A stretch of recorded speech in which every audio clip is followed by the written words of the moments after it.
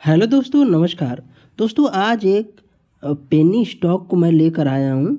एक मेरे दोस्त ने कमेंट किया था कि इस कंपनी में मुझे क्या करना चाहिए। तो यहाँ पे आप देखिए कि शुरू स्टील लिमिटेड के बारे में आज बातचीत करने वाले हैं और मैं आपको बता दूं कि यह एक प्योरली पेनी स्टॉक है। यहाँ पे आप देख सकते हैं कि हम इसकी वेबसाइट पे आ गए हैं और इस कंपनी के बारे में बातचीत करेंगे। यहाँ पे आपको कंपनी के बारे में बहुत कुछ तो नहीं मिलने वाला है, लेकिन हम इसके स्क्रीनर की मदद से देखेंगे कि कंपनी क्या कुछ खास करने वाली है। तो चलिए देखते हैं। ध्यान रहे दोस्तों, कंपनी जितनी छोटी होती है इन्फॉर्मेशन उतने कम उपलब्ध होते हैं, लेकिन लिमिटेड इन्फॉर्मेशन से भी हम चीज़ें निकाल लेंगे। यहाँ पे आप देख सकते हैं कि यह कंपनी 1995 में इनकॉर्पोरेट हुई थी और यह कंपनी काम क्या करती है, तो यह स्टेनलेस स्टील, माइल्ड स्टील और कॉयल शीट्स जैसे काम यह कंपनी करती है। और ये कंपनी मैं आपको बता दूं कि बोनस भी दे चुकी है, जैसा कि यहाँ पे उल्लिखित है। 14 अप्रैल 2023 को 1 bonus share for every 2 equity share, यानी आपके पास अगर 2 शेयर थे तो आपको 1 शेयर ये कंपनी दे चुकी है। और अगर मैं आपको बता दूं कि इस कंपनी का जो रेवेन्यू ब्रेकअप है वो क्या है, तो स्टेनलेस स्टील से 88%, उसी के साथ कमीशन ऑफ डायरेक्ट सेल्स से 6% और अदर इनकम जो है 6% कंपनी जनरेट कर पाती है। दोस्तों इनके पास जो श्रू स्टील लिमिटेड है, इनके पास इनकी फ्रेंचाइजी है Jindal steel and power limited की फ्रेंचाइजी है, जिसके तहत कि ये व्यापार करते हैं। और यहाँ पे आप देख पाएंगे कि ये यहाँ पे आप देखिए company suppliers of the raw material used, यहाँ पे आप ध्यान से पढ़ना, used for production are Jindal steel limited and steel of India limited its product. इनके पास जो रॉ मटेरियल की सप्लाई है वो जिंदल स्टील और इससे आ जाती है सेल्स जिसे हम कहते हैं, और उसके द्वारा जो ये प्रोडक्ट बनाते हैं, SS seat, SS PVC coated seat, SS checked seat, SS coil, SS pipe fitting, SS angel, ये यहाँ पे आप देख सकते हो। अब हम इसके सीधे फंडामेंटल पे चलेंगे, क्योंकि उसे जानना आपको बेहद ही ज़रूरी हो जाता है। इससे पहले कि हम और चीज़ों पे चले, आपको कुछ चीज़ें जान लेनी चाहिए, जैसे कि इसका मार्केट कैप काफ़ी छोटा है, 12 करोड़ का है, यानी काफ़ी ज़्यादा मिनी माइक्रो कंपनी है। और यहाँ पे देख सकते हैं कि करेंट प्राइस 10 रुपये 20 पैसे है, 30 रुपये का हाई है और 9 रुपये 57 पैसे का लो है, जो कि अपने 52 वीक के लो के पास ये चल रही है। P16 का है, इंडस्ट्री का P42 का है।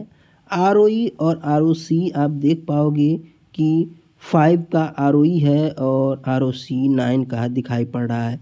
कंपनी के ऊपर कोई डेट नहीं है। ROC ROE के हिसाब से भी ये स्टॉक मुझे अच्छा नहीं लग रहा है, लेकिन मैं आपको बता दूं कि ये स्टॉक किस प्रकार का होगा इसके बारे में भी बात करेंगे। इंट्रिंसिक वैल्यू 11 रुपये है, बुक वैल्यू भी 11 रुपये 20 पैसे है और डिविडेंड भी आपको पे करता है। फेस वैल्यू 10 है और यहाँ पे आप देखेंगे कि ऑपरेटिंग प्रॉफिट मार्जिन 5 वर्षों का 0.14% है, जो कि काफ़ी कम है। ग्रॉस प्रॉफिट मार्जिन आप देखना 4% है, ये भी काफ़ी कम है।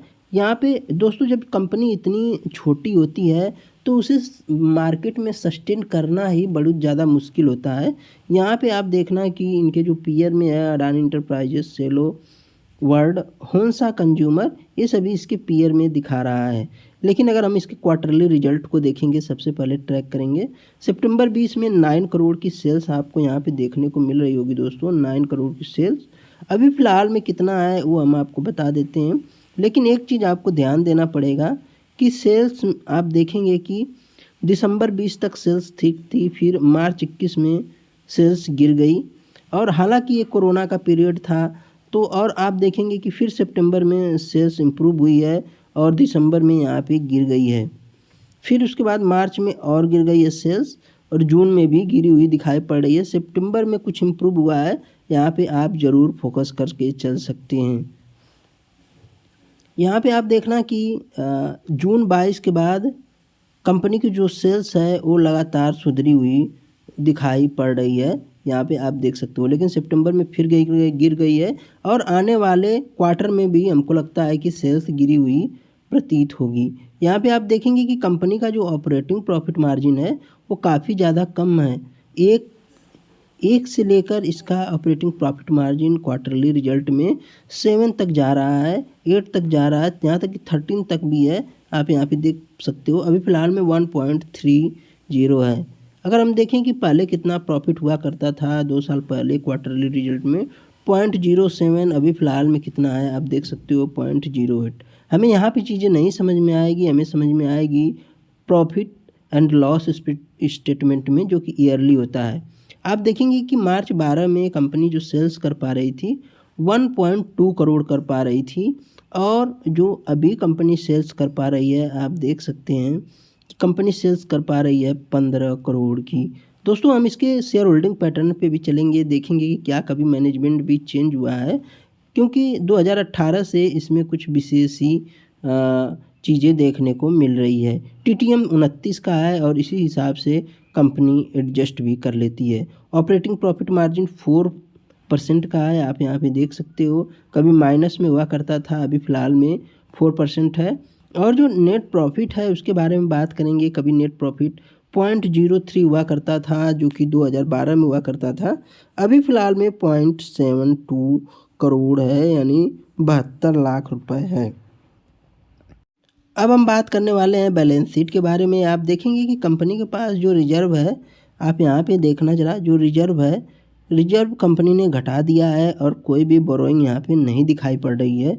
और हम देखें कि फिक्स्ड एसिड तो 41 लाख का फिक्स्ड एसिड है कंपनी के पास, यहाँ पे आप देख सकते हो। और किसी भी प्रकार का इन्वेस्टमेंट वगैरह दिखाई नहीं पड़ रहा है। दोस्तों यहाँ पे अब हम बात करेंगे कंपनी के शेयर होल्डिंग पैटर्न के बारे में, जो कि बहुत ज़रूरी हो जाता है। प्रोमोटर के पास मात्र 10% की होल्डिंग है, इसे हम जो है कि ईयरली में कन्वर्ट करेंगे। दोस्तों हम इसे ईयरली में कन्वर्ट कर दिए हैं और आप देख सकते हैं कि पहले मार्च 18 में 19% की होल्डिंग थी, फिर उन्होंने मार्च 23 में इस होल्डिंग को बढ़ाया है, मार्च 22 से मार्च 23 में, फिर उसके बाद इन्होंने एकाएक 10% होल्डिंग कर दिया। अभी फ़िलहाल में 89% पब्लिक के पास है। क्या इसमें कोई बड़ा निवेशक भी है या फिर कुछ बड़ा बदलाव हुआ है कंपनी में, तो ये देखने वाली बात है। तो यहाँ पे आप देखेंगे कि अनंत ओवरसीज प्राइवेट लिमिटेड ने इस कंपनी को अक्वायर कर लिया और उनके पास 31% का स्टेक आ गया, यहाँ पे आप देख सकते हैं। और फिर उसके बाद इन्होंने अपने स्टेक को डाइल्यूट भी कर दिया है, तो ये बात आपको केयर करनी चाहिए। और हम पब्लिक में देखें कि क्या कोई बड़ा निवेशक भी है, तो आप देखेंगे, एक मिनट, आप यहाँ पे देख सकते हो दोस्तों कि अभी फ़िलहाल में सिर्फ अंकुल अग्रवाल जी है 1.46 स्टेक के साथ, और राजीव रंजन गुप्ता है 1.25% के स्टेक के साथ। तो कुल मिला जुला कर कहें तो पूरा का पूरा माल पब्लिक को पकड़ाया जा रहा है। हो सकता है कंपनी बाद में अच्छा करे, लेकिन मैं आपको कहूँगा कि आपका जो पैसा जिस पैसे से आप रिस्क ले सकते हो उसी पैसे को सरो स्टील लिमिटेड में लगा सकते हैं। एक अगर आप काफ़ी ज़्यादा छोटे निवेशक हैं तो 1000 रुपये ही लगाना, क्योंकि कंपनी काफ़ी ज़्यादा छोटी है और हो सकता है कि सस्टेन करे भी कि ना करे, और हो सकता है कि कंपनी किसी में मर्ज हो जाए या फिर डाइल्यूट हो जाए या फिर कंपनी की नीलामी हो जाए। तो दोस्तों आपको संभल के पैसे लगाना है, पैसे बहुत ज़्यादा महत्वपूर्ण है, बचाना ज़रूरी है। पैसे कमाओगे तो बाद में जब तक बचेंगे नहीं, कमा नहीं पाओगे। तो दोस्तों ये रहा सरो स्टील के बारे में। इसकी प्राइस चार्ट को एक बार देख लेते हैं। यहाँ पे हम आ गए प्राइस चार्ट पे, मैक्सिमम पे कर लेते हैं, देखते हैं। यहाँ पे आप देखिए कि कंपनी फ़िलहाल में 22 से यहाँ पे दिखाई पड़ रही है। यहाँ पे आप देख सकते हो, एक मिनट, हम इसके पी को देखते हैं पहले। पी रेशियो पी रेशियो देख सकते हो, 2018 से यह कंपनी है मार्केट में। अभी फ़िलहाल में अपने सबसे ऑल टाइम लो के पी पे या ट्रेड कर रही है।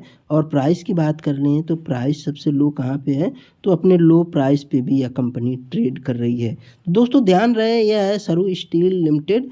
आपको पैसा लगाना है तो अपना रिस्की बेट इसमें डाल सकते हो। आप सिर्फ और सिर्फ वही पैसा लगाना जो अगर डूब जाए तब भी आपको तकलीफ़ ना हो। काफ़ी छोटी कंपनी है, लेकिन हो सकता है कि आगे उभर सके। 12 करोड़ की कंपनी, कोई भी यहाँ से वहाँ कर सकता है। इसके शेयरों को लिक्विडिटी काफ़ी कम है और पूरा का पूरा माल जो पब्लिक है उनको दिया जा रहा है, तो ये बात आपको ध्यान रखनी है। तो दोस्तों ये रहा सरो स्टील लिमिटेड के बारे में कुछ इन्फॉर्मेशन।